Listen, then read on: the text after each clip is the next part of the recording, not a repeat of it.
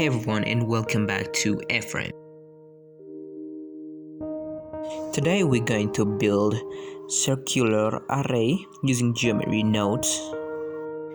It is very easy and basic setup that can be used to create things like fractals and other things. So let's get started. We add a base mesh and geometry to it. Add a curved circle and instance on point nodes. Then instance your input mesh and connect them to output.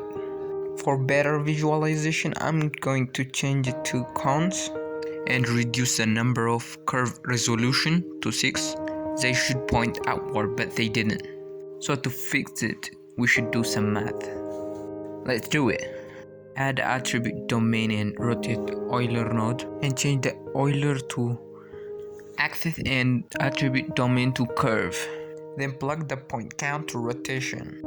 Add a map node between both nodes and change it to divide. Then use the count as a divider and 360 as a dividend because circle is 360 degrees.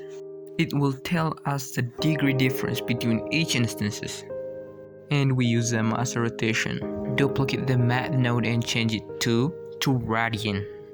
Before it, multiply the number with indices. Index means the number for every point starting from 0.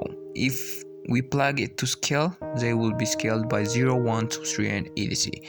So if we multiply the degrees with indices, they will have their own rotation. But we have index 0 and it won't rotate because it's 0 times any number is equal to 0. So to fix it, we add some values to it. To make it dynamic, we use the point count and multiply it by 0.25 to make it as a fractal rotate instance using rotate instance node and scene time node or raster frame driver.